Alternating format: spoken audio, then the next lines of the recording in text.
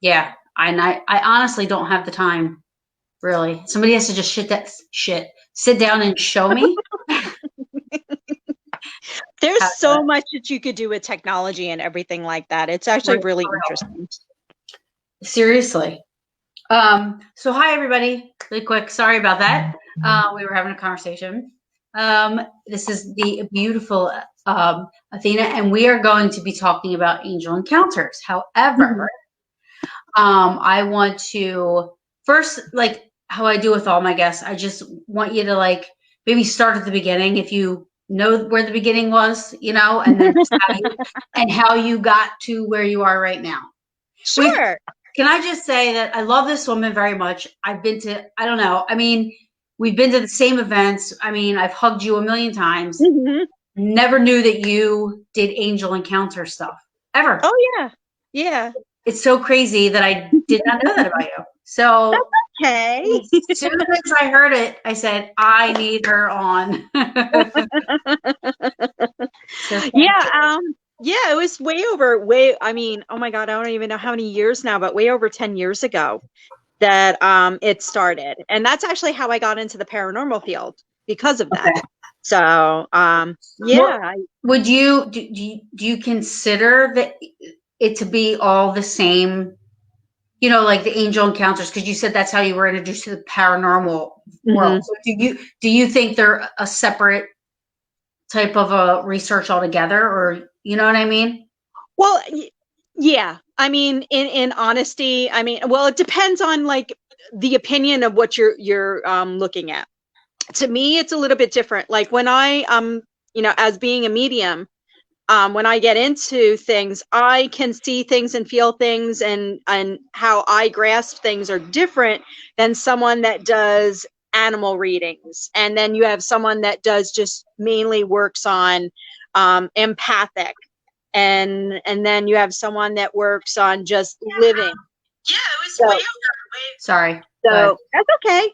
And so I see that, everybody has a little bit of the puzzle that's out there, the piece of the puzzle, I always kind of say.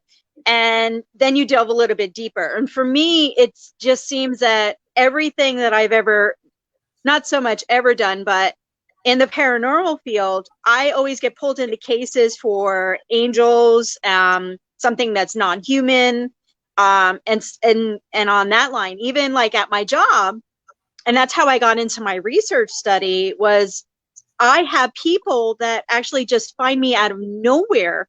And it's not like I come right out and say, oh, this is what I do and all that. And they just started telling me about their angel stories.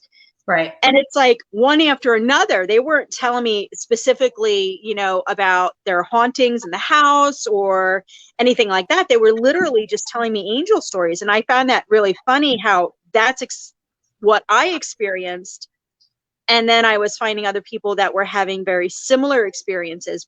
And I also found out some people had a lot of different experiences. So, well, I wanted to study that. So they definitely can, like, I might say this word wrong, but make the difference between like a spirit and an angel. Oh yeah, there's definitely a difference. So, yeah, like, there's definitely they know for sure that it's an angel, as opposed to saying, yeah, that's what they call a ghost, is an angel. Because some people call ghosts. Yeah. Yeah. No, totally. Right? They're different. They're different. That's why I'll explain. Say that's human. That's a human spirit, and then I'll say this is non-human. Angels, and I explain this to a lot of different people, and I know everybody's opinion is different, and I understand that. But how I have experienced it, and how I've experienced things, and what they have actually told me, and I'm not going by what you just read in the biblical sense, because I'm not a full believer in the Bible. Not saying I don't think it's not real, but to me, no. Because a lot of that's why I started doing my research study. A lot of things that I experienced weren't in the Bible. It went far beyond that. And then when you did research and you started talking to other people, they had very similar situations that I had. And the same thing is, it contradicted what was in biblical text and stuff like that. But they'll even tell you angels can come down and become a solid mass and appear as human and live human, but they're not. Same thing as a person may pass away and someone say, well, they're my angel. Yes, they can live like an angel, but they're not an angel. Totally different species. Human species and angelic species, totally different.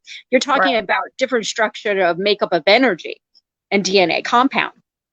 Sure. So this is interesting because I don't know if you know Justin Bamforth. I've had him on, right? And he does a lot of research with Men in Black. Mm-hmm. So it's almost like you're almost saying like, that angels can come down and take the form of a human, live as a human. Yeah.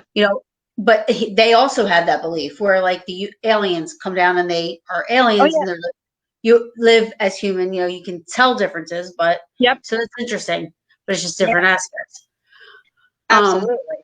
Yeah. So you still think that everything is its own separate.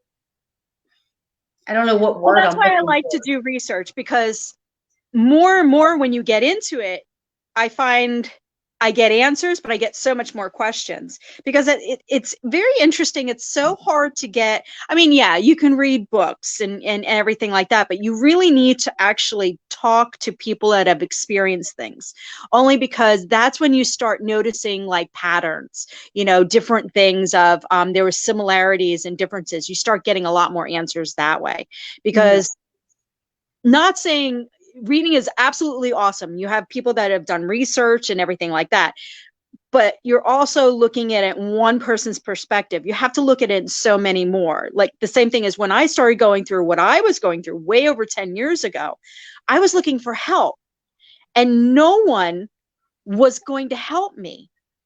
And a lot of times when I went to someone really, really begging for help, they would look at me and go, well, that wasn't in the Bible. So you can't be, I don't know what you're going through. Right. But when you started talking to other people or someone who was actually really, did the research and that was part of their program, and that's what they did, they would say, oh yeah, no, you're really going through this. It's not written in the Bible and stuff like that. And you started talking to people literally that had experiences. We had so much of the same similar experiences. And yeah, there were a lot of differences as well. And it's funny that you were talking about Men in Black and everything. And my mom, before she passed away, she would constantly ask me, she goes, Athena, what did you think about like, aliens and stuff like that? I said, Mom, I'm going to tell you right off the bat, for me, I don't see much of a difference, because they talked about where they were coming from. They got very mathematical, and a lot of times you could tell they were dumbing it down and they would constantly say, humans cannot comprehend what we really are, and they were basically just say, it was a lot of lessons and everything like that. And they would really get into, it was so much more, there's the basics of what we need to know. And then there's so much more.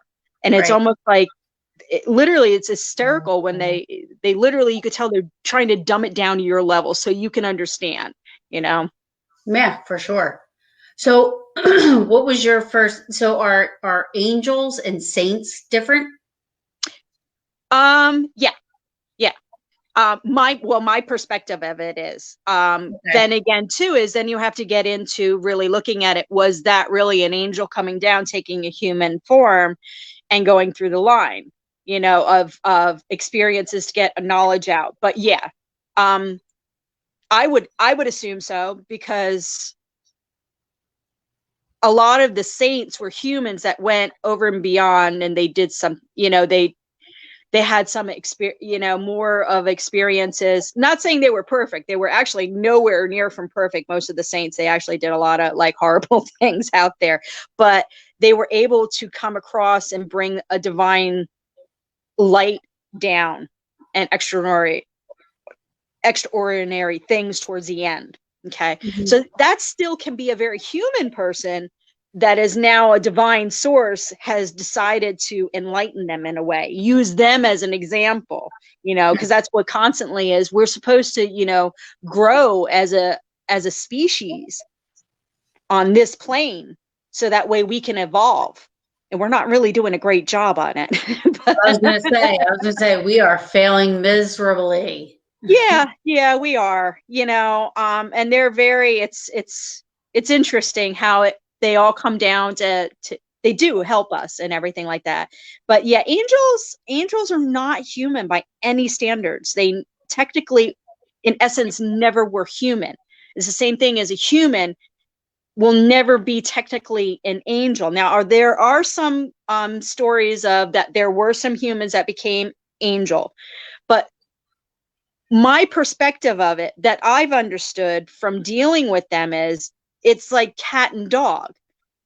They're two different species. You know what I'm saying? Yeah. So it's not like a dog can really become a cat and a cat can really become a dog, But that's my perspective of it and everything like that. And like I said, there's a lot of people that are out there that who are very religious and that will very much disagree. But I look at it more, not that it more in a science perspective of, and that's what they've always explained to me, is that you can live like them. You can actually raise your vibrations to their level because that's where you're supposed to go to.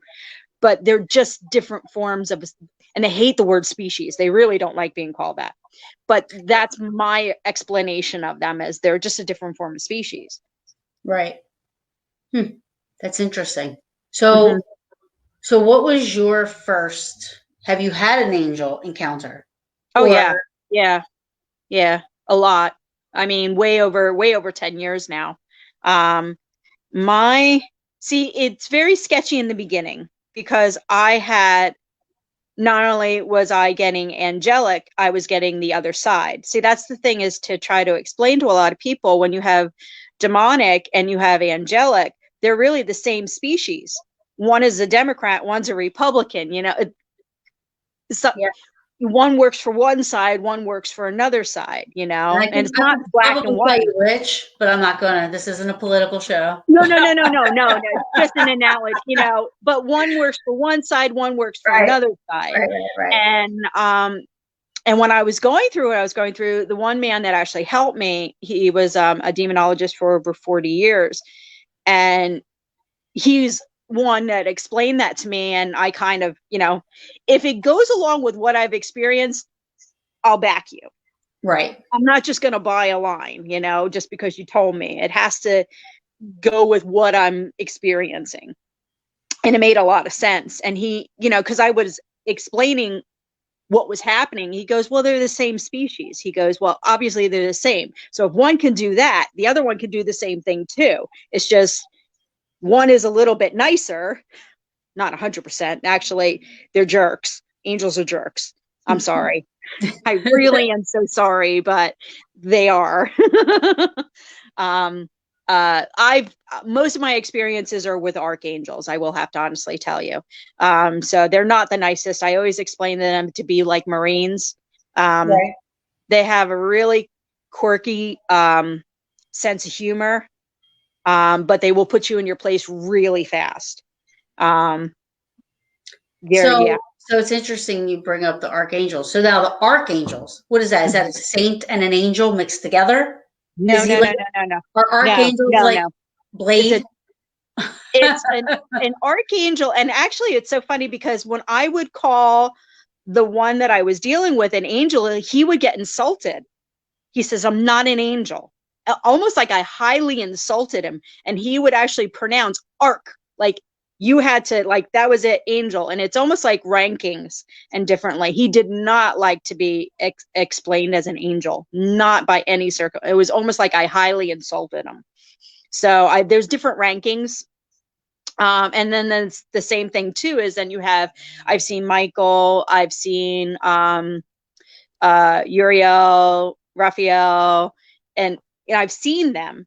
And the same thing too is those are different rankings. Michael is, you have the Navy, and then you have the Army and the Marines. It's the same kind of concept, is they're different rankings and stuff like that. Because he would always describe himself, he would say Michael, but he'd say, I'm from the old book. You'll know me from the old book. Okay. So So I have a thing. I personally, you know, didn't witness this, but I was there. You know, it wasn't me having the experience, but I was next to the person having the experience in a car. It was my ex-boyfriend at the time. We had been together for about 4.5 years at that point. Mm-hmm. Um, and not the kind of guy that would make anything up. Wasn't into the paranormal when I met him. I think my connection with the paranormal kind of charged his battery. And he went from like being in preschool to being in 12th year of med school overnight. So it was like 1 minute he had nothing to do with the paranormal. The next he was discernment and seeing, all kinds of stuff. So Yep. anyway, one night he came across something negative. Mm-hmm. And like real, like legit negative, Mm-hmm. and he, like, his actions, you could tell were being manipulated by something. You know what I Mm-hmm. mean? Mm-hmm. So, because he just wasn't moving right, he wasn't talking right. It was weird. Mm-hmm. And he just started talking about one of the girls that we knew and started saying like all this stuff about her past, like Mm-hmm.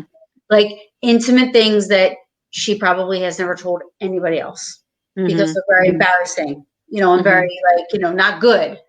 Yeah. And so, and then I just started praying to Saint Michael, right? Mm-hmm. Just started praying. I was like, please, Saint Michael. Now, the thing with me is I never really pray to God. I always pray to either Mm-hmm. my dad, or I Mm-hmm. pray to Michael or Saint Mm-hmm. Francis for my Mm-hmm. pets, stuff Mm-hmm. like that. So, Mm-hmm. anyways, so I just started praying to Saint Michael, and all of a sudden, um, he started crying, threw up, Mm-hmm. right? And Mm-hmm. then, so the whole thing was very surreal. Like, I was like, what is happening? But I knew I Mm-hmm. did, like, just, I don't know. The strength just came into me, right? So Mm-hmm. anyway, um, afterwards, he said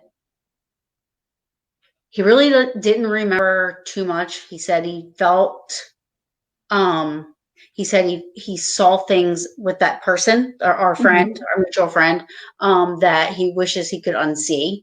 You know what Mm-hmm. I mean? Uh, Mm-hmm. and then he said all of a sudden it became real black, and Mm-hmm. then he could feel like this coldness. He said, but it was real, real black, and then he could see something shiny. He put his hand out, and he Mm-hmm. said it was like armor, right? Mm-hmm. But the armor was, how armor kind of sometimes does this feathery like look. Mm-hmm. He said one of those Mm-hmm. feather things was like 20 times the size of his hand when he put his hand up to touch it.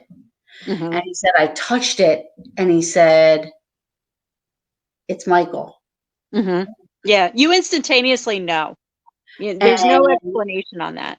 he said he was so humongous. Mm-hmm. He said he said he never really made it to look up, but that he just knew that's who it was. And then, Mm-hmm. he dissipated, and that's when he, like, started crying, throwing up, or whatever. Mm-hmm. But I felt this energy in the air, in the Mm-hmm. car. We were in a car, like, when all Mm-hmm. this was happening. It was crazy. But and I don't think I've ever told anybody that story, actually. It's the first time I'm ever even saying that story. But it was really, I've never experienced anything like that before, Yep. and it definitely changes your mind about things a little bit, or Mm-hmm. makes you wonder, and so Yep. um so I think it's interesting that you bring up the archangels and stuff. Because I have Saint Michael tattooed on my back. I have his emblem on my neck. I have, Saint Michael, I feel like, is one of my, I always call him one of my guardian angels. Mm-hmm. Mm-hmm. But you think they're like different.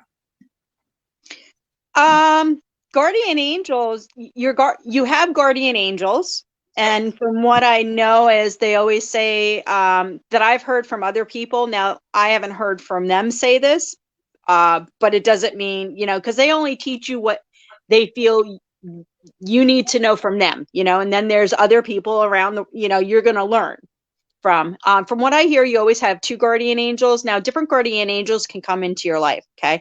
Now you have spirit guides. Spirit guides are generally human guides. Okay. And that's where that comes from. Not only they do distinguish the difference that I know they did. I was told that from my angel that there's a difference between guardian angels and spirit guides. Spirit guides are human. Guardian angels, they're angel, not human at all. It is really interesting because they, from what I've heard from my guide, I always call him my guide, but he is my angel. They always say they really distinguish between human and they're not human. There is a difference and stuff like that. Same thing with the saints and everything like that. To me, I'm assuming, not even assuming, that most of them were human and they went through an extraordinary experience from a divine source, you know. Okay.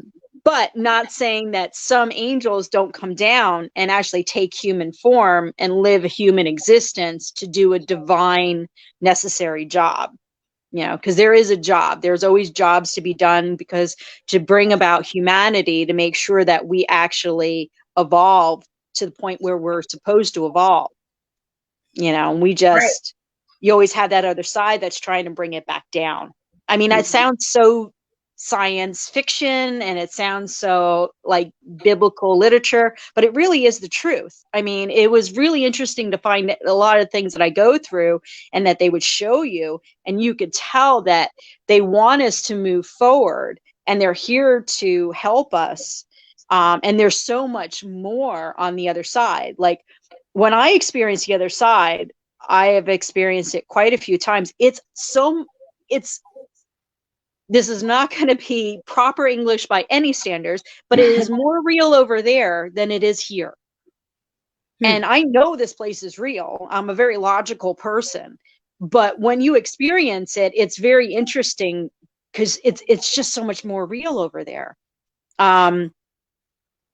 You do have a family over there, more than the family that was here. You do have like a whole family that's over there and everything. So that's really interesting. I've seen Mary, and I know normally when I've seen Mary, Michael takes me to see her. That's the only way I see her and stuff like that. I've seen Jesus. I've seen so many things and everything. Wow. So do people reach out to you if they have these angel encounter? Like, I mean, what kind, like when people come to you to talk to you about, they've experienced something. Yep. You know, what mostly is the, without, breaking, confidentiality, obviously, but a lot of it is they just want to tell their story. You know, someone's going to hear them. And like I said, what the interesting part is, I had so many people that would come to me to tell me their story. And it wasn't like I was going out of my way to say, hey, come to me, I'm the angel, person, but they would come to me and tell me their story. Now, one interesting story, I love to tell this all the time. It's really interesting. Now, this is one of the examples of an angel actually fully manifesting to a human form, which I find very fascinating. So he is now a solid mass form. He's a perfect human, but he's not human by any standards. Okay. So he fully manifests. Huh? Are they perfect? Well, you know what? When you're noticing that, unless you're really in tune to what you're having to look for, most people aren't going to notice that they're not perfect if they're looking for that. Someone that's been trained in that or always around that kind of stuff, they definitely will start noticing. But this is the story that she told me. It was really interesting. Her daughter was very young at that time, probably like a toddler age. And she had a friend over for her daughter and they were playing. And as they were playing, they knocked heads really hard.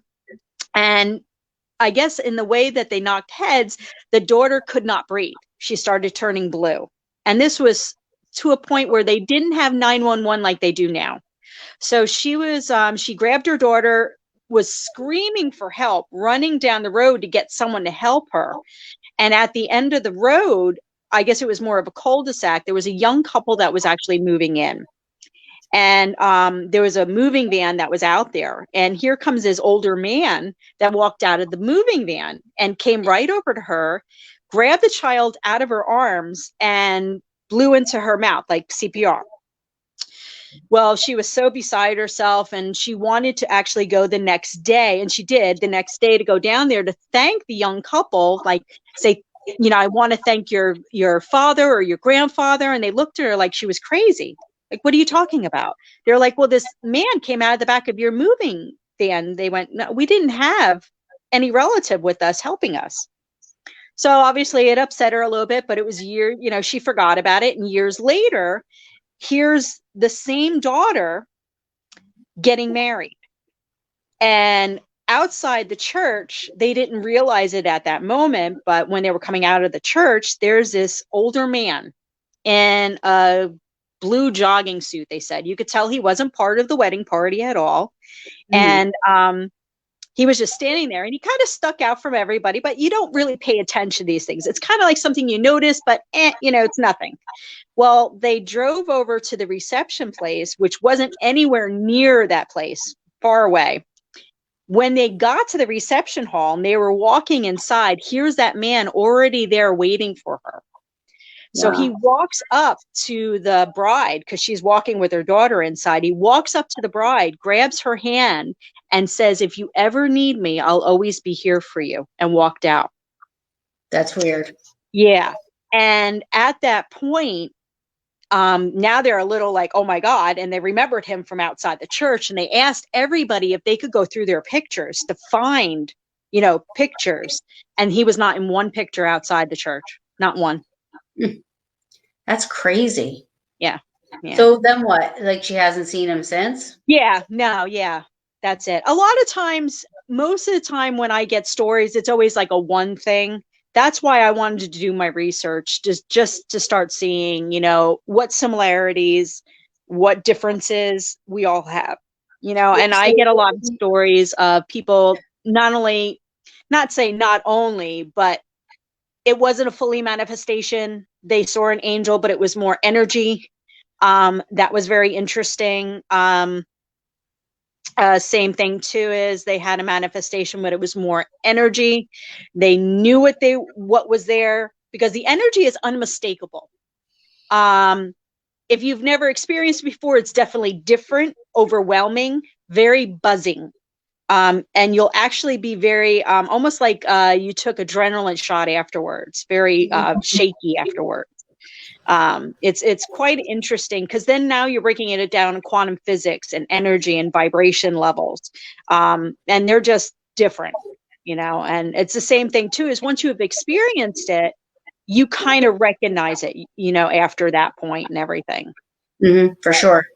Yeah. I had, now my dad obviously, but is not an angel or an archangel or anything like that. But I had a visit dream, one visit dream. And that everything you've experienced, like with the whole adrenaline thing and like I've never had a dream like that ever before or after since, what I mean? And it was, we were together for sure. So, and that was the energy from that, like how I felt when I woke up, and I was just like, oh my God, it was so overwhelming. Like, but, so I know what you're saying. So, yeah. So does anybody ever come to you? Like, so when you do your research, like, so how do you research the cases? Like, do you interview them because you know what things to look for? Like, if, as opposed to somebody doing, like, if somebody comes to you and they're batshit crazy. When I'm doing my research, is a lot of it is documentation of the story. That's it. I am just, and I explain it to everybody. I am just documenting. So that means you're literally just telling me your story. That's it. It's I'm doing statistical research. So I'm in the beginning stages. And even when I say I've been doing it for a few years now, I'm really in the beginning stages. You got to think about how many people are in the world. It's hard to get statistical research when you don't have that many stories and stuff like that. So I'm basing it off of that. It's non-biased. So basically what I'm doing is actually recording your story. Now, I don't want a lifelong story in 10 minutes. I want that one experience that you've had. Because even for me, who has had experiences way over 10 years, some of them are the same, but most of them are very different. So that's what I'm looking for. I'm trying to find that pattern. Like, the more you find the pattern, the more you actually learn from people and hear their stories, you start learning, okay, there's a little bit more difference than we thought of. You start getting actually a lot more questions than you do answers. You get a lot of answers, but then you're like, okay, like example, how I told you how you feel after it. When you talk to other people, that's how you really know, because I could tell you how I felt. But all of a sudden, when you're noticing that pattern in everybody's story, they're telling you, oh my God, I felt so like buzzed afterwards, as in the energy, you really feel like you're humming with inside. Right. So these are things that I'm looking for. I'm not just looking for, what it sounds like when they arrive. Do you hear any sounds when they arrive? I'm like looking for specific things. There's so much that you're looking for and everything, but I don't want to tell them anything because I don't want them to go, oh yeah, you're right. Right. I want to hear their story. Right. Because I want to hear it to a T, to the point where I'm not giving them any information, and you can stand back and go, well, they only said that because you said something, and then all of a sudden you put something in their head. So right. So have you ever come across anybody that was like batshit crazy? Like you knew they were. Yeah. But that's a lot of times right now I'm trying to actually work with more people that I've been around for quite some time, that are in the paranormal, that are actually doing private cases. They've already gone through it. They already know, well, this case seems legit. Right. Versus, that weeds out the little mental instability. Yeah. So, I mean, because sometimes you sit back and you go, But in honesty, most of the people that actually came to me and told me their story, these were legit people. There was nothing mentally unstable about them. Right. They were the average person, working people, very logical, standard working person. And so yeah. I mean, yeah, I don't, whatever. I mean, I don't, let me just get to this really quick. There's somebody had mentioned, I just want to share with you. Hi, Alita. Thank you for commenting, but I wanted Athena to see this.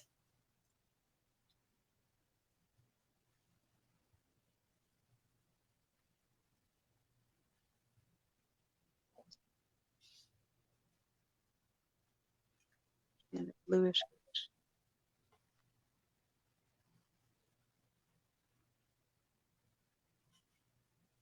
I would assume, but these are my assumptions. So it doesn't mean it's 100%, but it could be your guide on some perspective. Okay.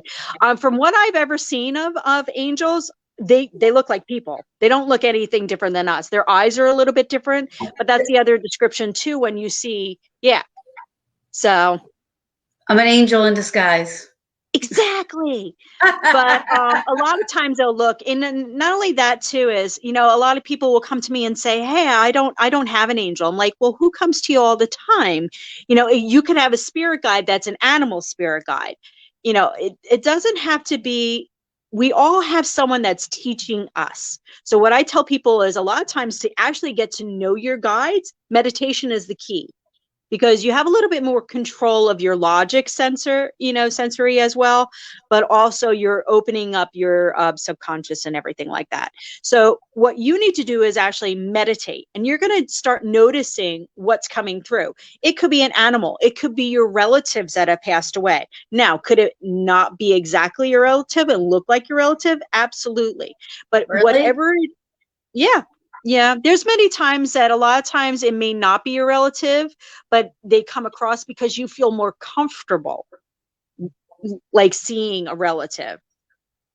Most of the time, I will honestly say, anytime I've ever seen a relative, it was a relative of mine that has passed over and stuff like that.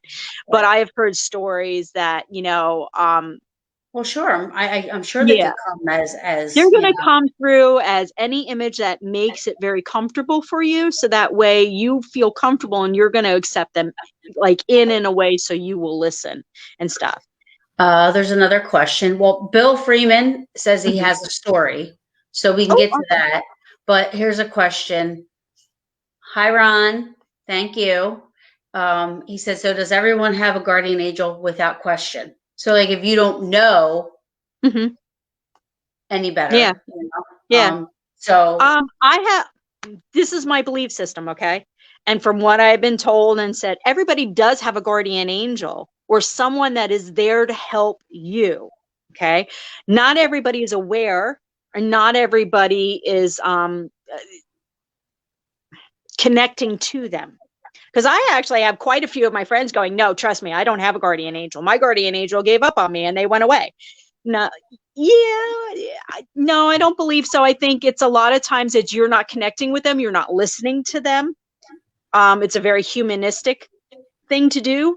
And a lot of times what we assume to be, not to mention just our guardian angels, is you could have a spirit guide. You know, there's different forms of what I call reality. All right, different dimensional planes. It depends on your vibration. Now, some people actually connect to fairies. Some people connect to the Viking paths, the Greek gods, and all that. It depends on what level, what vibration level you're at. I think I'm at all of them, dude. All my animals are all named after Greek gods and goddesses. Right? And like, so I'm like sitting there thinking, I'm like, man, I was like, I'll never forget this. I was probably like, literally, I don't know, maybe 8 years old, and me and my girlfriends were going across the street off of Gibbs. It was Gibbsboro Road where we lived. So we're about to walk across the street. I looked both ways. There was nothing coming. Mm-hmm. I go to step off the curb, and all of a sudden I hear this beep and a car, and I don't know. It was by the. I swear to this day, it was. That's when I started believing in a guardian angel. Something made me. I don't even know how. I didn't fall. Nothing pulled me. I didn't trip.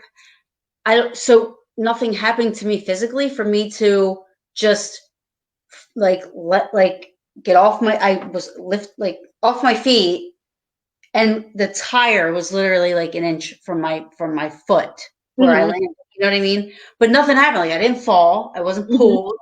I don't know how. I landed up on the ground where the tire just was like the back tire just basically just missed me. You know? Yeah. I was had like, that. I actually was lifted off the ground one time. It was the same kind of thing. I was actually getting out of my car. I was either at Walgreens or whatever. And there were two vans, like larger vehicles that were parked right next to me. And I was just walking to the store, and I can't really fault the person that was driving because they wouldn't have been able to see me. If anybody's ever met me, they know I'm short. I'm like a hobbit.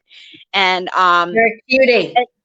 yeah. And no sooner was I about to walk right past the cars. Literally, it was like someone grabbed the back of my shirt and lifted me off the ground. Like I was lifted off the ground and back.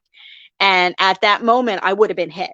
There was no ifs, ands, or buts. Oh, yeah. And I just turned around, and my first instinct is I was about to punch the person because, I thought someone, you're not really understanding of the only thing you think of is, oh my God, someone just like yanked my shirt. Right. And then you realize you're like, oh my God, thank you for saving my life. But yeah. I honestly, I didn't feel anything. I don't know how I ended up on the ground, but I did. And literally the tire. And you know what else happened to me too? One time we were walking on train tracks, and you think a train, you would hear a train coming. No, there was like 7 of us. Nobody heard the train coming. I don't know how that didn't happen, but that's not anything paranormal. I feel like I've heard other people say, there's that does happen, where you don't hear the train coming, and the last second, I heard it. and jumped off the train and like just missed getting hit by a train. Like, but nobody else around me heard it either. You know what I mean? So I don't know. It was really weird. I don't know what that was, but that was weird. Now, I did see a question about how they wanted to connect with theirs. I think they were joking, but no, I know he probably will secretly. He might say he won't, but he will. Yes. But a lot of times, what I always explain to people, if you're really looking for your guides, you have to look at what's repeating itself in your face all the time. A lot of people will get numbers. Some people, that's why I say about like animals. I'm like, what animal is like poking at you all the time? You're always seeing it. That could be your spirit guide. You have to connect a little bit at a time until once you're recognizing things, then you're a little bit more aware. Then you're going to pick up more things. But in the beginning, you have to open yourself up to it. Meditation is actually awesome and great, but not saying while you're just walking around in regular life, you're going to have a lot of signs. And that's where you're going to connect. It's going to be in your face more than you realize it. And that's generally the signs. You just have to believe it. Most of the time, you have to throw out logic is great, but logic is going to 100% hold you back. You have to believe. Right. And that's the thing. Like, I think, I believe, I don't know, like I believe in that there's probably other stuff out there. Well, I think as humans, we have to put a label to everything. And that's what don't, so for me, I think everything's connected in some way, shape, or form. You know what I mean? So, labeling things, I guess, is just a human thing to do, right? So, well, that's the logical part of us. We have to we put it in perspectives that we understand. That makes us feel comfortable. And a lot of times we're not, like, I'm more out there than the most. That's because I've seen things so much, and, but I do have a very logical, I like, my logical sense always is there. I have to have that, but it will hold you back because a lot of the things will go against what we're told really exists, and what we are told and what really exists are two different things. Right. So I think, Alita, I'm sorry if I'm saying your name wrong. I think this was when we were talking about, like the feeling that you get when you have the encounters. And she was saying, I had my ears ringing and I almost heard as if my body was buzzing all day after that. That's interesting that angels appear as human because I've seen this lady twice by my bed looking over me, and she appeared to sending me healing energy once. She had a peaceful, loving energy, so I don't know at the time if she was an angel, guide, or spirit. It's hard for me to say exactly what she is, but she's definitely someone that is from the other side that is helping her. The more she connects with it's so, you have to be careful when you say that. Because you don't know what's trying to connect either. But a lot of times you will understand, you will get that feeling when it's right and not right. Once you're part of the paranormal, after a while, you do recognize that, like, oh, I don't get a really good feeling from that, so you really should be careful. But once you start connecting and realizing, they'll start teaching you. And that's the other thing is, like I said, when I would call him angel, he would get very angry. He goes, you call us this, as in humans. That's what he's talking about. We're not this. We're so much more than what they can understand. We call them angels, but they're so different than that. We gave them the name, but that's not what they are. They're so much more. Right. And like I said, he would get very offended. He would say archangel. And he's like, not an angel, archangel. And that was, I guess, because of his ranking or whatever. But the same thing. I talk about my boy Michael. Yeah, He's my boy Mike. I always call him Big Mike. Yep. He's actually kicked my butt more times than you'll ever know. I mean, he was not nice to me. Let me see, Ron. Oh, so Ron was talking about, like, and I think that things like this, I feel like there are things that intervene. Oh yeah. He said, I had a pipe saw kick back towards my face and the blade stopped for no reason. 3 people and myself couldn't explain why. The spin and the sound of it stopped. The saw just went silent, then started right back up. Like, oh yeah, that's the time I would say, boy, you had an angel looking out for you. Yeah, for sure. And that's the one thing, is those are the stories I get, you know, a lot of things that you can't explain it. There was just something that was there to, you know, intervene. Yeah. And then I think when we were talking about signs and getting things, somebody says they see 1111. Yep. A lot. And then I think Ron was talking about, you know, that's exactly why I don't open up regarding a guardian angel. I'm afraid I'll let something negative in. Oh, absolutely. Absolutely. But, you know, but you the do thing have with, to be afraid. yeah. I mean, what I'm going to say about that though is, you know, yeah, like you just have to find ways just to protect yourself from stuff like that. You know, if you know that, you know, you could be open to that, you know, you know, you want to make sure, you know, that you are doing things to protect yourself, no matter what it is. And I talk with him, but you know, I got St. Michael on my back, so I feel like, you know, like he's got my back, I got my front, I'm good, you know. So it's almost like, but you know, you have, of course. I mean, if you're open, no matter what, you know. If you're going, I think if you're going to experience something, you're going to experience something for a reason, you know. Yeah. You just have to learn how to use protection, and you know, and basically, you know, learn how to deal with it. You know what I mean? Like, Absolutely. I mean, You can sometimes always do, you do prayers. You could do mostly prayers and stuff like that. It depends on what faith you are. true. And there's a reason I'm saying that. Different faiths do different things. Okay. A lot of people who are a little bit more, they're looking into expanding their spirituality. A lot of people are more eclectic in that. But for me, I will do more prayers. Meditation is really great to know, to meet your guides. Like I said, there you have a little bit more control of what you're doing. Meditation isn't easy for everybody. A lot of times most people get lost because it's hard to quiet the mind. I have ADD so bad. It's so Yeah. hard for me. So hard for me. And that's very hard to do that. The other thing is pay attention to a lot of signs. Like that, the one woman was saying, the girl, she was saying that she sees 1111. Once you start recognizing things, they start noticing that you're picking up on them. Then other things start happening. Right. If you're ready at that moment to actually move forward in your spirituality. Now, in this life, we are learning so much. You know, they're here to help us, but it also depends on how advancement are you in your spirituality, of your growth of your vibration for the next level. And that's how it goes. So at that point, then you're going to start moving in. Now, you may not, you know, I call them ascended masters. I know quite a few of my friends, and I'm okay with that. They're like, oh my God, ascended masters. No, to me, they're ascended masters. They have someone that has moved forward in the ascension level. I never even heard of, Yeah. What are you calling it? Ascended master. Okay. An ascended master. That is someone, they could be, because you got to think about it, we're not the only ones out there. There's so many other intelligent species and existences out there, because you have so many different dimensional planes.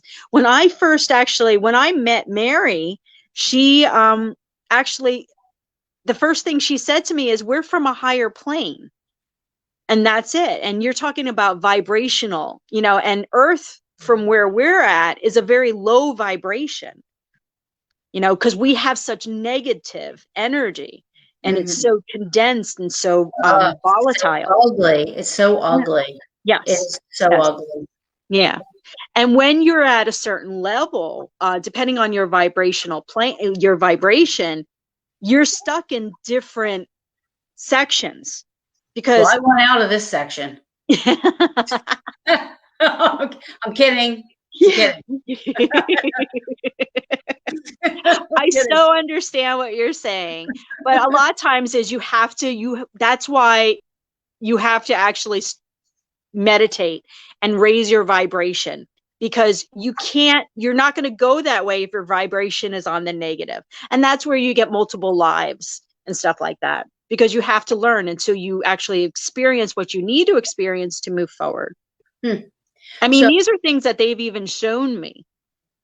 So an ascended master is this somebody that helps you? Yeah. Now, yeah, they actually help you. Those are what are more your saints. Ron said, "Put me in the beer section." I'm with you. To me, like Gandhi, Buddha, all of that, they're ascended masters. They're someone that have actually left the negativity. They raise their vibrations to levels that have raised them in ascension. Jesus Christ, ascension, and all that. So if you're talking about it in a way that you're raising your spirit to be able to get out of here, and they're there to help you because they've done it. I don't want to get out of here, but I would love to just not care about. I'm like, honestly, like this whole political crap has gotten me, and it's the worst I've ever been. I've never been political, ever. And it drains you. Oh, yeah, it does. And actually, a lot of it is they really, not saying they totally want you to forget about that, but a lot of it comes down to, because we really need to work together as humans, right? Yeah. But I don't let it bother me because I've seen so much more things. And to me, that's more important. Like I've seen the other side. So little things that are here doesn't affect me anymore because it's just like, it doesn't matter anymore. Now I'm just trying to figure out more or less what I experienced. So once you've experienced like things that are way beyond here, and people who have near-death experiences like, me and everything, then you think to yourself, the little bullshit doesn't matter anymore. I get involved in it, but I'm like, I could care less because you know what? When you leave here, you're still moving forward and that crap ain't coming with you.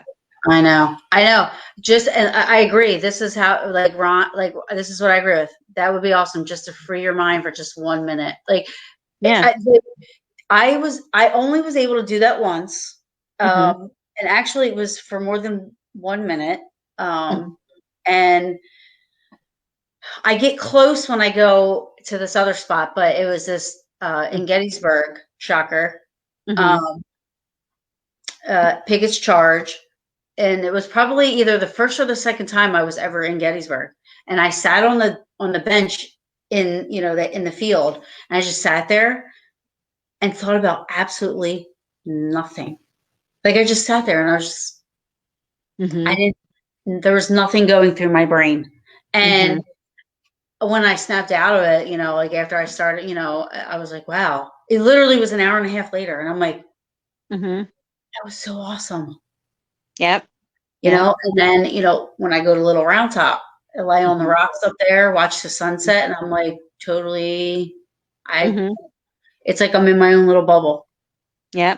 And a lot of times when people talk about meditations, most of the time, like for me, it's spiritually connecting with my guides and learning.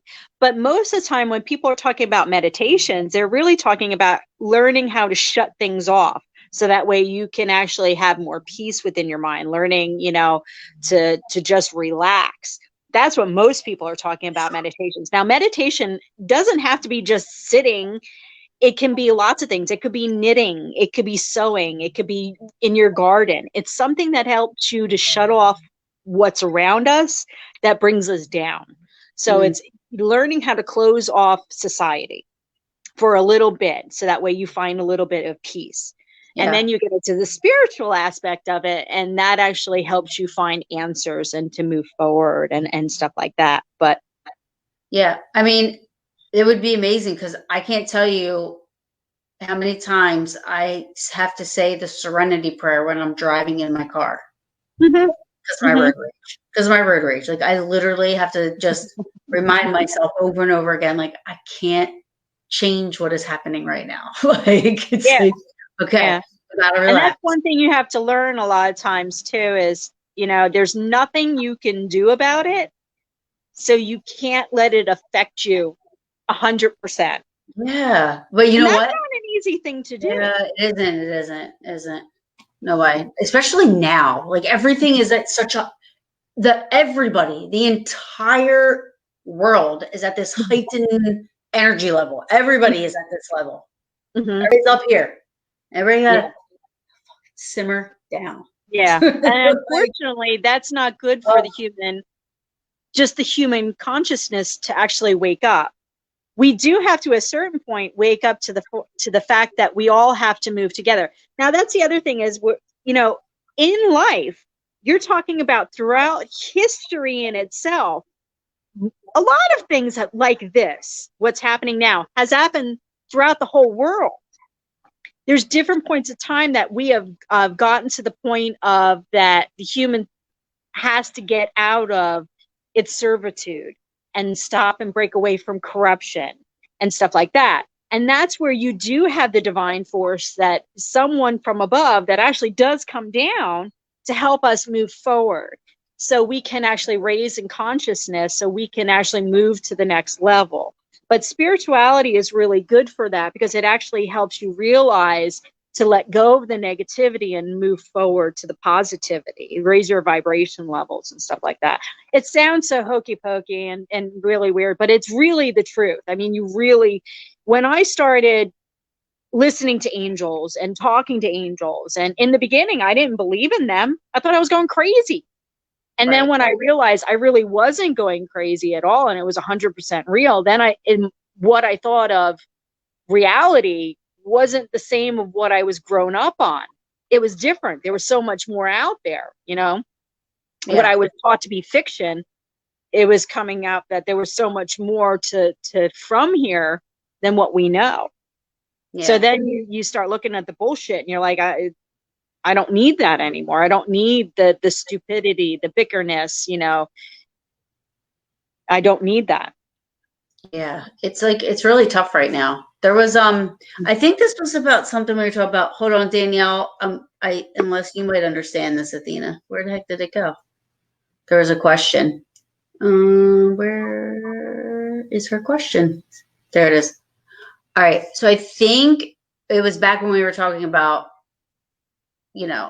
when do you stop learning the negative crap that is? I don't know. You learn throughout your whole life. You'll learn when you leave here. You'll learn even when you leave here. You will be learning. When everybody says, when you have someone that's highly spiritual that says, I know everything, they don't. They actually know the least, because they're still here. You will learn all the time. You're here to learn, literally. Right. And you're going to learn, but also you're here to teach someone else. You're constantly going to be the student, the teacher, the student, the teacher. So even when you're teaching somebody, they're going to be teaching you as well. So true. And what you don't get on this time around, you will learn in the next. Now, the one common thing is I get from a lot of people, they get very frustrated because they feel that they should be knowing more. They're supposed to be doing more. Or I'll have a lot of teachers that get very frustrated in their students. They're like, they should be doing this better. They should know better. No, you can only teach them and guide them. Right. It's up to the human body and mind and consciousness to understand it. And when they understand it, they move forward. And it could take lifetimes. Yeah. But you can't force someone to learn. And that's okay. Yeah. Let me see. Hold on.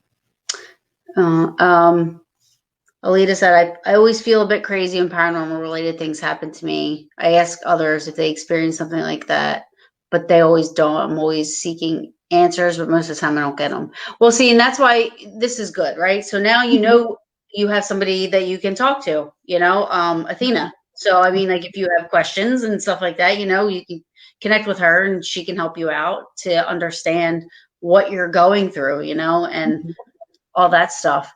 The best thing I always describe to people is, especially in any situation, especially if it is a paranormal, make a journal, write down what you're experiencing, because that way when you actually go seeking help and stuff like that, you can actually explain things, because most of the time you know what's happening, but when you go to talk to somebody, it doesn't come out quite right. Yeah, you don't know how to explain it. Right. And then we can explain things a little bit. Even if it's like, we want to know, like, is it happening at the same time all the time? Is it happening no matter where you're going? Is it only in one place? You know, and that way we start understanding a little bit more. Is it really paranormal? Is it psychological? What is really going on? Because even, and I don't mean that, I don't know you. I'm just going as an investigator Yeah. at this Oh, point yeah. in time. Yeah. I just don't want her to feel like, oh my God, now I'm getting attacked. No. This is something that we logically, even if it is a psychological thing, to that person, it's very real. Right. They don't know that. And you Absolutely. don't want to attack them in that way. Because that's, that was me when I was going through what I was going. I thought I was really schizophrenic, and I went to 3 psychologists, and I found out, no, I was not. I had a lot of stuff to back it up. But even in my head, even if I was having a schizophrenic and I didn't know it, for me as that person individually, it could be 100% real, but Absolutely. I still needed help. Yeah, for sure.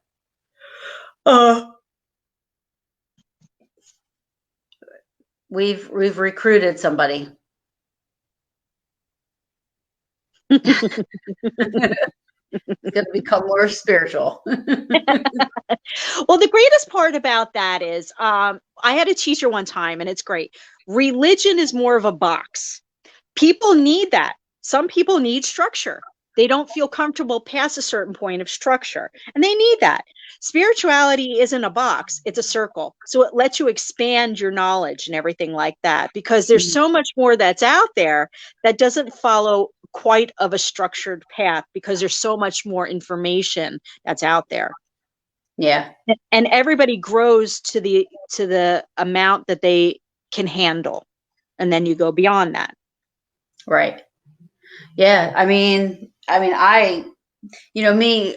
investigate, Casper cases, or Casper stuff, or haunted locations. I'm always Penhurst and wherever. I do the fun stuff. I do know there's a risk. There's an open door. But again, Big Mike, he's got my back.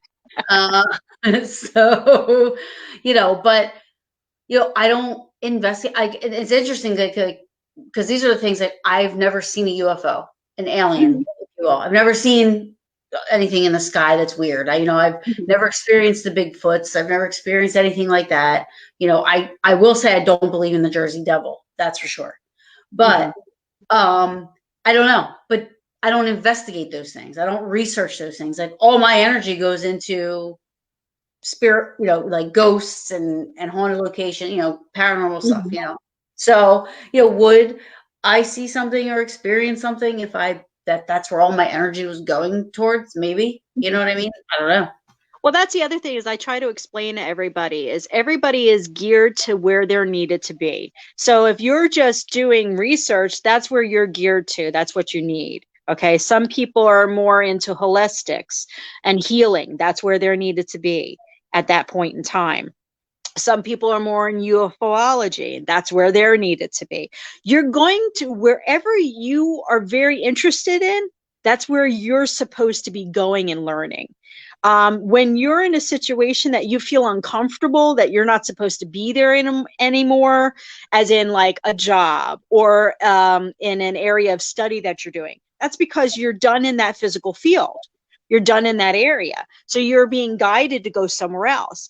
Humans are very constant in what they do.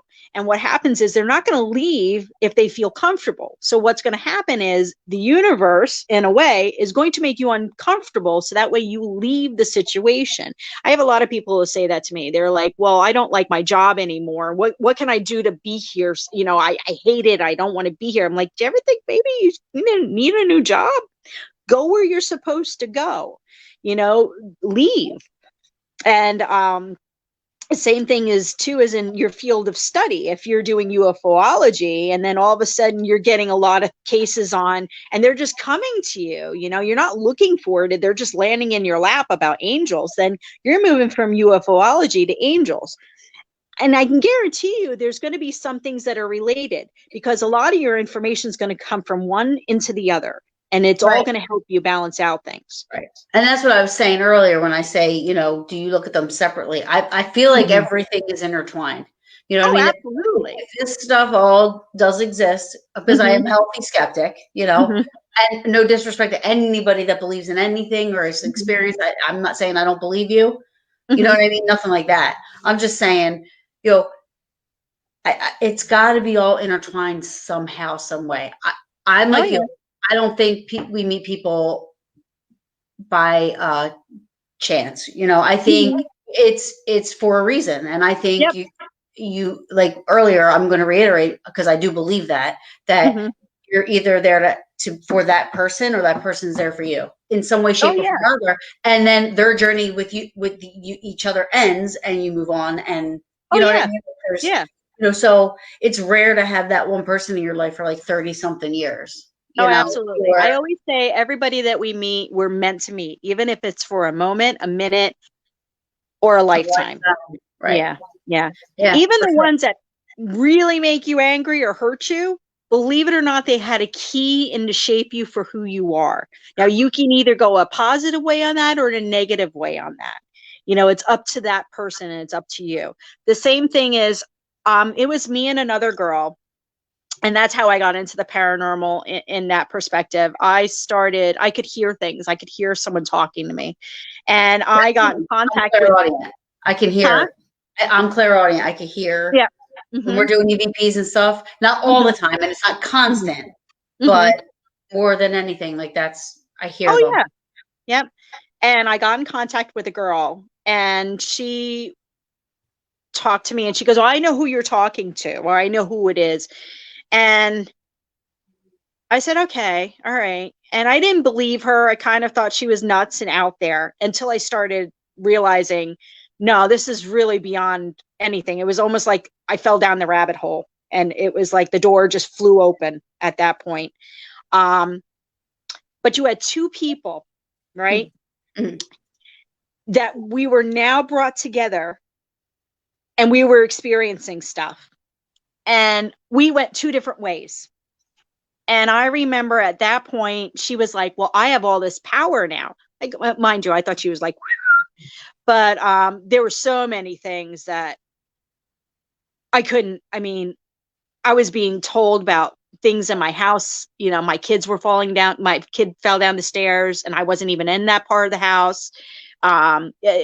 Telling to call somebody before, you know, and then I would call them, and they were like, oh my God, I needed you. How'd you know to call me? You know, I was being, you know, a lot of that kind of stuff. And here she is experiencing a lot of the same things. And she, you know, cause we were brought together, and she just went really psycho. I mean, she went over and beyond. She wanted to do horrible things. And here I was like, well, I guess I'm going to church now. I'm going to be like, I got to learn a little bit more, and, you know, I'm going to do help, and I don't want this. No, I don't want to hurt somebody. And, no, I don't want that. And it was interesting how we were brought together by the same entity, and she went one way and I went the complete other way. And when I talked to the demonologist, he even said, because the first thing you would think of is you were really dealing with something not good. Right. And which I believe at some point in time, absolutely. But he even explained to me in the beginning, when they deal with you, they put you through the ringer. And let me tell you, it was like a college hazing. I felt like I went through a college hazing. Holy cow. And he said they do that on purpose to see if you can handle what you're going to go through. And you're either going to go nuts or you're going to be able to handle them. And that's exactly what happened. And then after that point in time, and I went through hell in a handbag. And then I started being shown the name Michael, being shown the name Gabriel, being shown Michael and Mary and Jesus. And because I turned my hearing off at that point. And that's when the dreams started. And you could tell when they weren't dreams and then when they were dreams, because they were so beyond real. The feeling when you were there, you knew it was 100% real. They didn't even have to tell me their names. Sometimes you just knew it. Right. You know, like your friend. It was there. You had no question about it. Like everybody says, well, how do you know? There's no question. You just knew it. And it wasn't even like you just didn't question. Right. Right. Well, yeah. I mean, and I, whatever it is that he experienced, I believe. Mm-hmm. Don't forget about me. Oh, Bill. Well, Bill, he has a story, he says, but. Oh, Metatron. Yep. Oh, I thought he was saying, don't forget about me, Taryn. Like he was like, I thought it was, because earlier he said he had a story. Remember? I want to say I've seen him. And I know I butcher his name all the time. I call him Metatron, but I know it's a different way of saying it. I've had an experience, but I think he's talking about probably another experience. I've had so many experiences, so I'm not sure. And He as said soon as our buddy. He said our buddy. Michael? No, he said, I think he's talking about you and him. Mm-hmm. Our buddy. You and him. Oh, is it the guy that stands behind you? He's probably going to say yes. He'll say yes. I know it.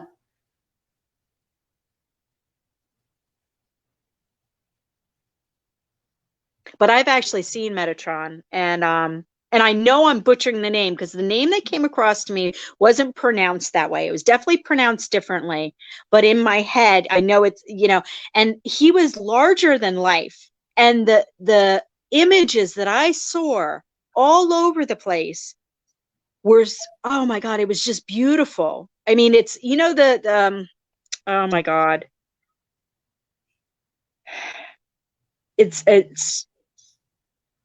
It's like these different shapes and everything. He's definitely very awesome and beyond what you can explain. And like I said, when I experience these things, you know, there's so much more out there than here. It's so unexplainable, but 100% real. Right. I'm trying in my head to talk about that and also think of like, which one is he talking about? We've experienced so much stuff together. He said the voice of God. Mm-hmm. And then when you were talking, he said, no, that's Michael. Yeah.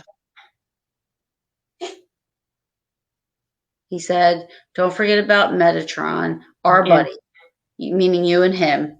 Uh-huh. And then he said, the voice of God. And Bill, I don't know. You're talking to the person who had the stroke. Remember, part of my memory's gone.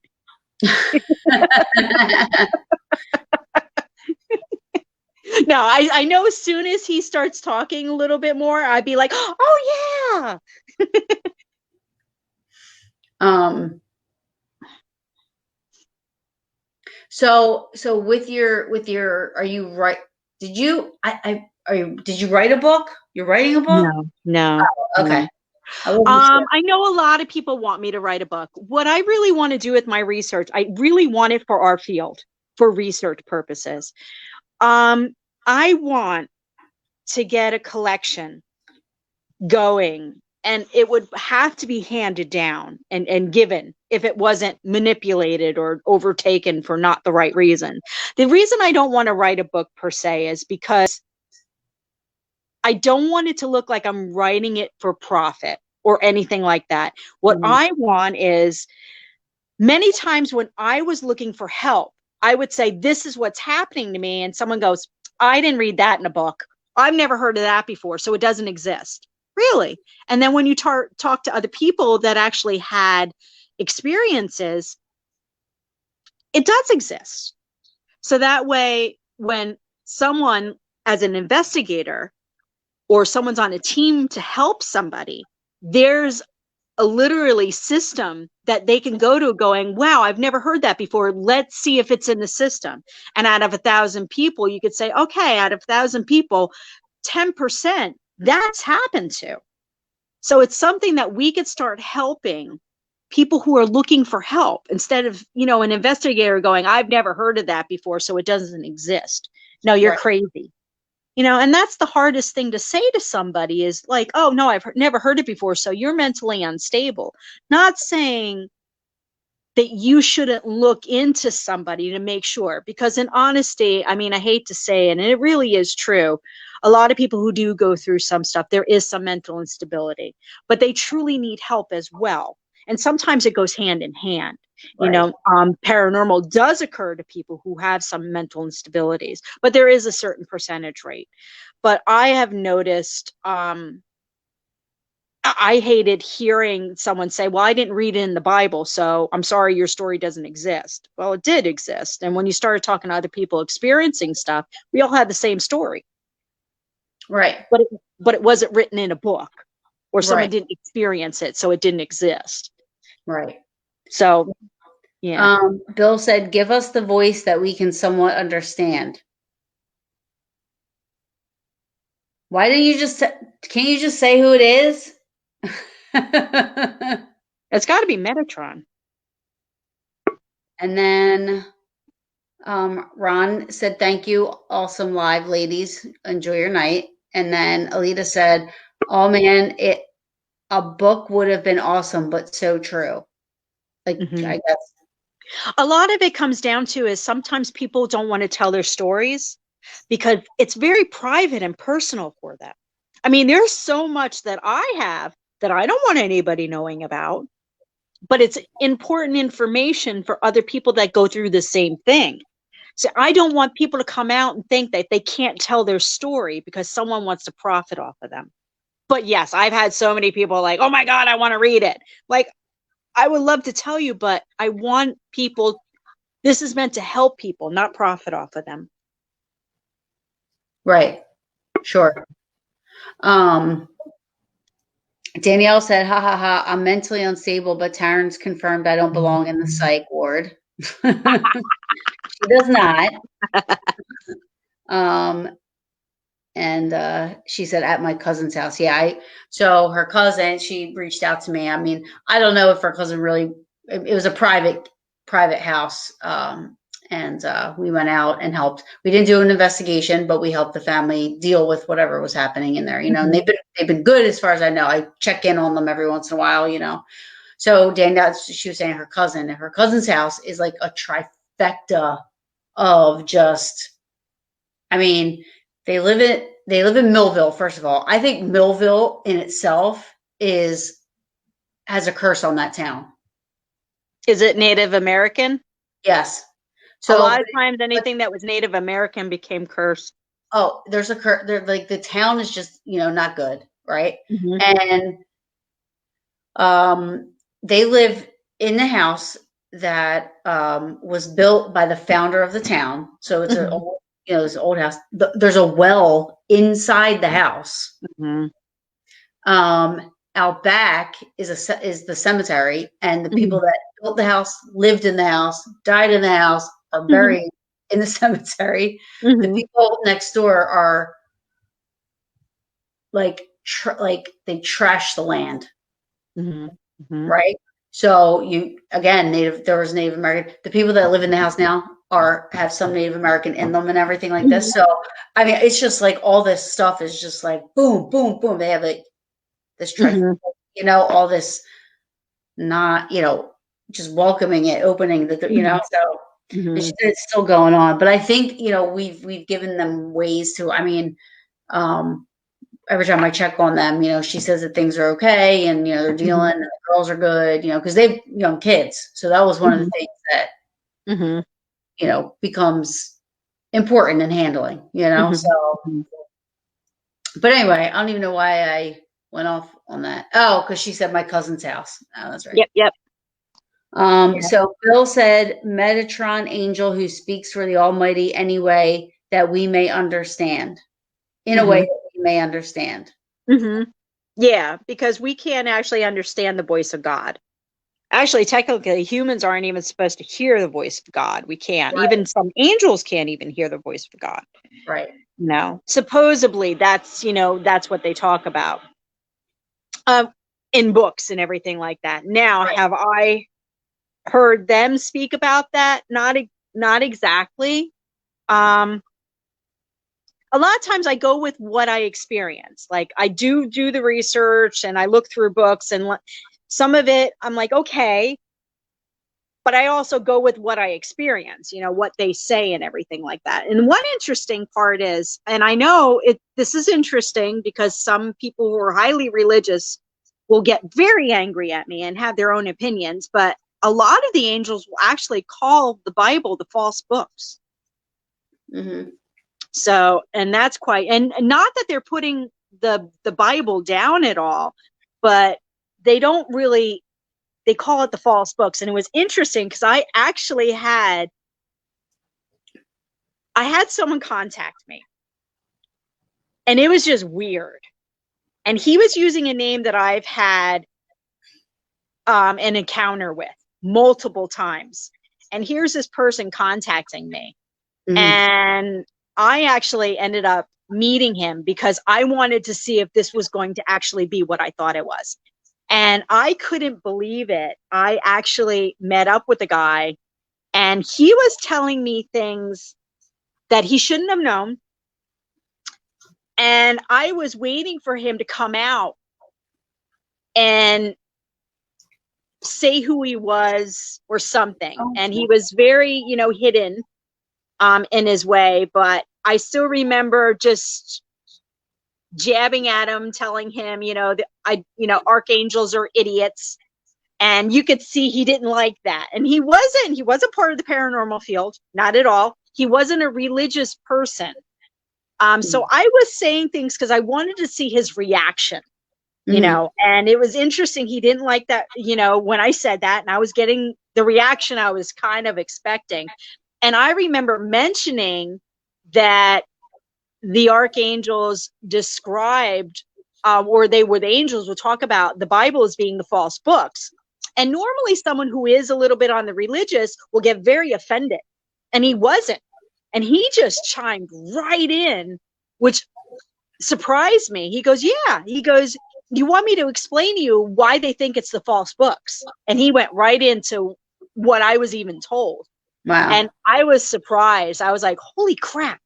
Well, because you don't meet too many people that know about that. Well, that was it. I mean, he literally really explained it to a T of what I was told, you know, by an entity 8 years before that. And this isn't someone that's a religious person. It isn't someone that was on, you know, in the paranormal by any circumstance. And I was surprised he didn't even skip a beat. He's like, oh yeah, let me explain to you and tell you why they think that. And I was like, and I left there going, holy crap, I just had dinner with an archangel. That's awesome. And I was like, oh, wow. Have you ever seen the show Unexplained with Bill Shatner? Yeah. It's interesting that we're talking about this because I just caught up, and it's one of my favorite shows. I love that show. But the one we watched last night, which was the last, you know, the newest episode, was all about the Bible. And, you know, and it was like, you know, because they investigate the paranormal, but also, you know, the scientific, they break it down, all different aspects of it. Like, and when I say paranormal, talk about that, like, you know, obviously people back then, you know, thought they were very spiritual people. You know, they were very spiritual. They believed there was gods for everything, and there was, you know what I mean? And so they're very spiritual, and they believed in, you know, doing certain rituals for, you know, the body to pass on, and, you know, and this and that, spirits for this and that, this and that. So, you know, watching the show last night, it was just interesting, you know, and I'm not a very religious person, and my boyfriend, you know, him and his mom, you know, they are, they're very, you know, church every week, and well, not my boyfriend, but his mother now, you know, church every week. But she would get upset watching a show like that, you know, because it's this, you know, like there's no strength from it, because then there was like the book of something that wasn't in the Bible, and then there's this, and where did this come from? And they question, but they also say, well, here's proof that this actually did exist, you know, but, you know, there's these other things, and, you know, so it was a really good show. Oh, yeah. There's actually a really good documentary that's out there. It was actually called Secrets of the Bible. It's actually a whole bunch of archaeologists that were trying to actually disprove the Bible.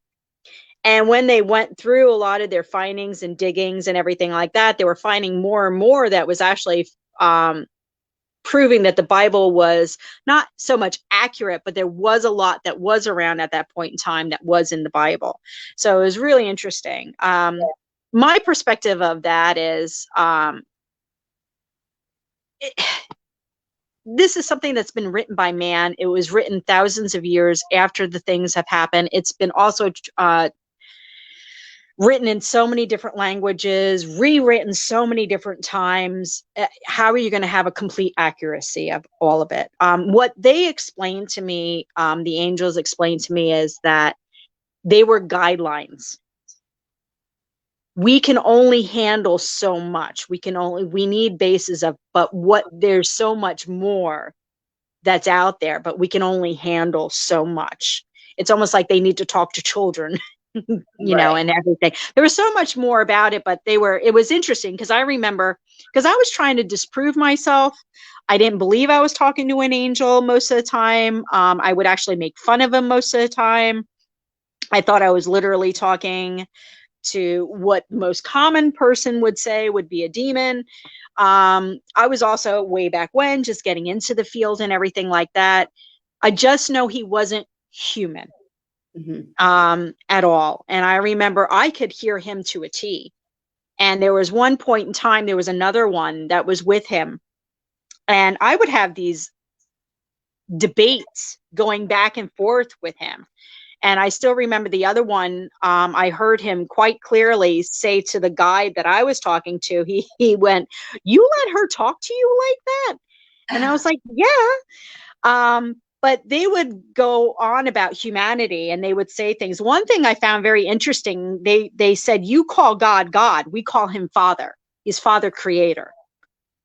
So, and if I would mention anybody else's name, they would go, "That's my brother. That's my brother."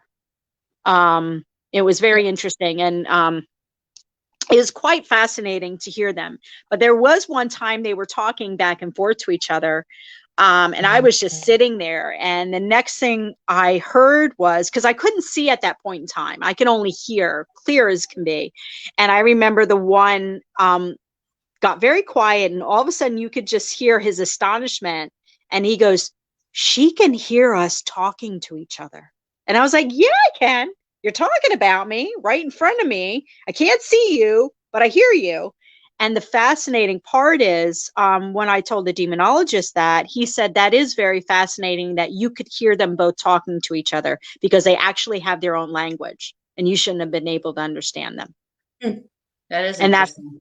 That's what they were very fascinated about, that I actually could hear them. And I could hear them. And they were fascinated. They were just like, "She can hear us." And I was like, "Hell yeah, I can hear you." I remember we got an EVP one time. We were using it was called it was like a row dive, right? So it was almost like it was only catching, it would only pick up things that were underneath or above the voice, the whatever that is. I'm drawing a blank right now. So, and it was funny because when you listen back, it's and you look at when you're putting it into the program, so you can see if there's no noise, it's flat. If it makes a noise, Yep. So really, when you're using that and you have it on for 4 hours, all you have to do is look for any blip in it, and then you can listen. It's real easy. Well, we caught one that said, "Do you think they know we're ghosts?" And that was like pretty cool. I was like, wow. Yeah. I actually love EVP work. And I thought if we actually, instead of fighting with each other as investigators, if we can actually bring a lot of our information together, we can learn so much.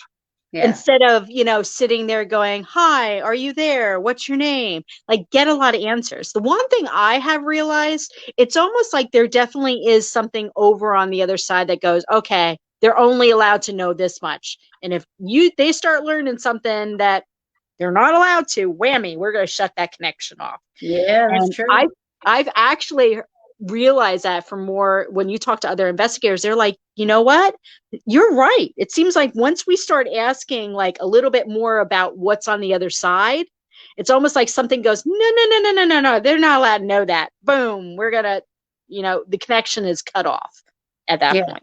Well, I know that, when we investigate, it's when we start talking about like what diner we're going to, or, what are we doing after this? Hey, is anything coming up? Are you going to this event? You going to that event?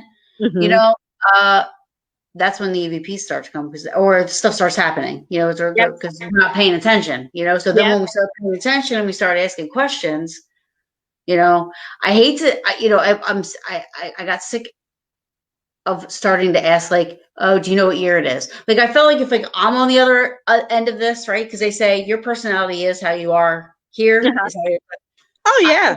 Maybe I'd be like, yeah, why? What am I, an idiot? Like, I know what year it is. Like, No, it's so true. And I explain that to everybody. I'm like, you're no different in death than you are in life and everything like that. So yeah. So, well, so are you going to be at Gettysburg Bash? Are you going to be at Phenom? Are you going to be like what? Like, I hope so. It's just everything keeps changing. Yeah, but I think we're going to be good for Phenom and the battlefield, the Gettysburg Battlefield Bash. I think those two things for sure are going to happen. They're far enough out that I think they're going to happen. I just have to check. Like I didn't sign up last year, and I think probably because I knew something was about to happen. I have been at every Gettysburg Bash, I believe, from the beginning. And last year was the first time I didn't sign up for it. So I haven't signed up yet, but I want to be there for that one. So I got to actually see if she has any tables left. And then I'm signed up for phenomenology. You need to sign up for Gettysburg Bash. I know. But the problem is everybody keeps changing their dates, and I have to make sure that Gettysburg Bash is not now on top of one of the ones I have signed up. This is the year I did not sign up for a lot. So I'm definitely in for Para-Unity. I'm definitely in for Phenomenology. I got to get in for Gettysburg Bash. But the other problem is, see, most people don't understand. I'm in salon. I can't I work on the weekend. That is my time I make money. Yeah. So for me taking off, I got to make sure I take off way in advance, because I'm already rearranged my schedule. So when the dates, and I'm not mad at anybody. I understand completely why everything keeps changing around. But it's a lot for me because I have to start changing everything. And then when everybody starts changing their dates, and like I said, I completely understand. I have to make sure it's not landing on another event that I'm already scheduled for. So thank God I didn't sign up for that many. Huh? Bill said Selma. Yeah, he's the one. I always at his. I love his stuff. So Selma. I love Selma. I love that place. Awesome. So I have a question here, really quick, if you want to answer this. I don't know. I guess maybe she's. Oh, I know. I understand what she's talking about. A lot of times when you're at your lowest point, you're like, why did they leave me? Why aren't they helping me? A lot of times what actually happens is we're actually at a lower vibration level at that point in time. So when we're at our lowest vibration level, we're actually in our grieving point and stuff like that. So what happens is we're not really, it's what I called, you're going through your human experience at that time. So a lot of times we actually shut off our spiritual side. We're also not vibrating really loud. So when you're not vibrating very high in your frequency, you're not actually connecting. Do you ever hear the old statement of you attract what you vibrate on? That didn't sound right. But that took a minute. Did you see that? Usually it doesn't take that long. I was like, this was like anyway, when you have to, your connection to whatever frequency that's out there. So when you're actually, your frequency is very low. That's a moment. So what I would suggest is actually open up the light. in your house. Open up the windows. I know this is very hard in this time of season because it is the time that we don't have a lot of sunlight out and everything like that. Take an Epsom salt bath or a shower. What you want to do is actually the salt actually helps to actually cleanse the energy of your body. A lot of times if you want to put citrine crystal, amethyst crystal in the water, that's really good. It helps to balance out your aura. Listen to more positivity. You want to actually start connecting with more positive. Also, there's so many signs that are out there that most people don't pay attention. And sometimes it could be like a bird, or it could be, you know, numbers that are out there. So a lot of times when we're in our most horrible point in our time, we actually disconnect from a lot of things. But the greatest part is you're asking about it. So now you can start connecting back to it. Yeah. So you got to do things to start to force yourself to put on happy music, even if you don't want to listen to it, you know? Another thing is I tell people all the time is meditation music is fantastic. Meditation music with binaural beats is great because your body is full of energy. You know, it all comes back to quantum physics. You're full of energy. Okay. So what's going to happen is your brain and your heart will actually follow automatically the vibrational beat and the frequency. So you don't even have to try to do anything. All you have to do is play the music, and your mind and your body is actually going to follow it. When I had a really horrible time with my heart, believe it or not, I could not listen to the music that I loved, which is metal, you know, because it threw my heart at a beat. So I actually had to listen to meditation music because it actually brought my heart back into the rhythm that it needed, slowed my heart rate down and all that, because it automatically follows it. The same thing is with your mind. Your mind will actually literally follow that, and same thing with the vibration of your body. So it's a continuous thing. The same thing as they always tell you, try to say a happy thing every day. You're actually changing your thought process. So It's actually a very good thing. Yeah, put it out there, because what you put out is going to come back. Yeah, that's the best saying for that. And disclaimer, you know, this for me, I know that during the summertime or during the winter time, you know, and I'm not a big tan freak. I don't like going to the tanning salons, but in the winter, when there's not a lot of sun and it's not warm out, I do go to the tanning thing, like once, like maybe once a month, not for the color, but for the rays. You need the vitamin D. For that, like 8 minutes of like just whatever. And I go walk out of there and I feel great.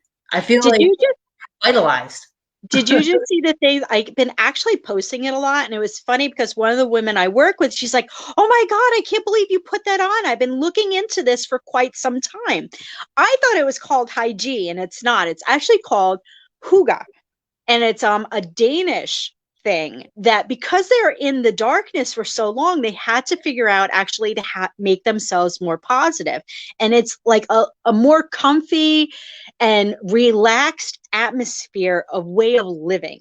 And it's all about how to make yourself comfortable and happy, even in these points of time when you're in the wintertime, you're not getting all that sun, you're missing your vitamin D, you know, the sun, the happiness. So you actually, a lot of people get depressed in this point in time. So I started posting a lot of stuff. It's just, you know, you see a lot of people drinking coffee and, you know, comfy with their like blankets. And that's all I have in my house are blankets and everything.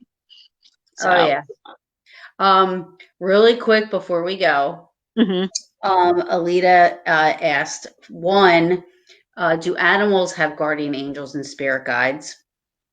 And two, can some animals be actual guardian angels?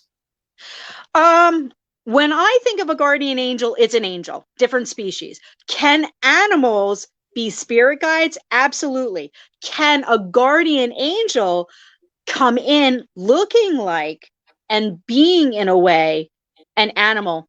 Absolutely. I know that kind of contradicts exactly what I'm saying at the second, but you'll probably understand it more. A lot of times, because they're not human, they take appearances that we understand. So a lot of times they could come in looking as animals because we represent and a little bit better. But are there animals that are out there? Absolutely. I don't see animals ever needing guardian angels. Not saying that they probably don't have them, because I see them being. I am my fur baby's guardian angel, right? Oh yeah. But I Right? see them being so much more evolved than the human species. The human species needs all the help it can muster. Yeah. Animals are so way spiritually more advanced to They're like me. our guardian angels. Right. Exactly. Exactly. So Really. that's how I interpret that. The other way I interpreted, because they actually distinguish animals being so much different than we are. So, and the way that I comprehend that is, they actually, I had an angel actually call human species animals. Really? Because I actually had one. I had my angel look at me one time. He was very angry. He looked at me. He said, "You chose to come here. You chose to leave. You chose to live with the animals." And I realized he was talking and calling humans animals, like no different than the species of animals and stuff like that. So they view us in the same thing. But the other way I look at it is, and if you talk to very spiritual people, there's, your soul is just energy. So it comes in and takes residence in this biological meat suit that you're in. Okay. That you have to live this existence in this plane. Yeah. So you have to live in biological meat suit. Yeah, exactly. So, biological meat suit. Yep. That would be a good name for a heavy metal group. I bet you it is out there. Go ahead. But the thing is, once you get past and you can actually evolve, then you move forward, right? So we're not really from, I mean, this really sounds science fiction. You're technically not from here, but animals are based here. You understand? Mm-hmm. So if we're not from here, we're going to go to the next level where we need to go, where we will travel. Versus if an animal is from here, they will always be here. Mm. But I have a problem with that as well. That's what I think. But I have seen animals on the other side. I've seen my own babies come through. Mm-hmm. So they definitely move forward. They definitely are in other planes and everything. I just find them to be so much, they don't need looking after like we do. So I see them as more spirit guides and guardian angels than, Yeah. anything. I saw I thought it was her cat, and then found out. I thought he jumped over my foot. I was like, oh my God. I was like, I could have sworn I just saw your gray and white. You have a gray and white cat? She's like, he died last week. And I'm like, oh. I was like, I'm sorry. I thought I had no idea, So yeah, that was pretty cool. Yeah, I see, actually, a lot of times I see everybody's animals, and I'll ask them, like, who's this and who's that? And they'll be like, what are you talking about? And then they'll ask their like parents or something. They're like, oh, that was so-and-so's dog from way back when. Like, oh. That's cool. Mm-hmm.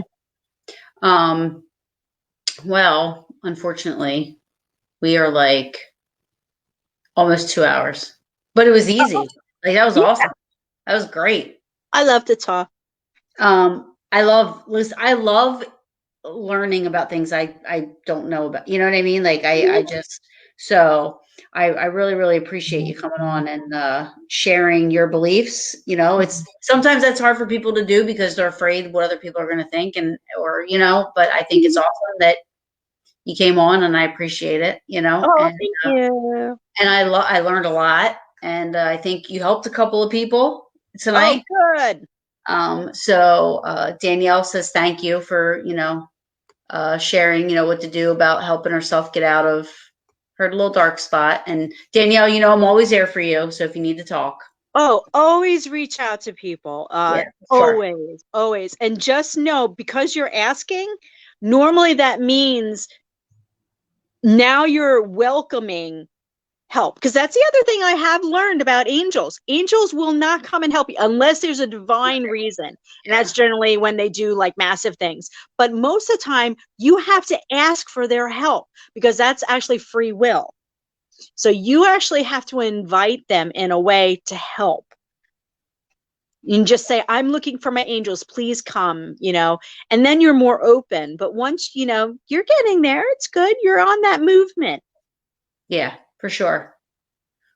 She said I'm stuck with her and I know it. I know. All right. Well, I want to thank everybody, especially Athena. Thank you so much, my love, for coming on. We'll have to do it again.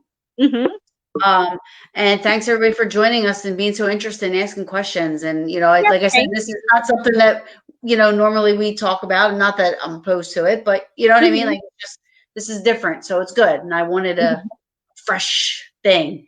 So, you know, so awesome. So I thank you so much, and you're beautiful, and I miss you. Oh, I miss you too. Can't wait to give you a hug. Hopefully it'll be sooner later. Yep. Yeah, that's it. That's a wrap. Awesome. All right, guys, we'll see you later. Thank you. See ya.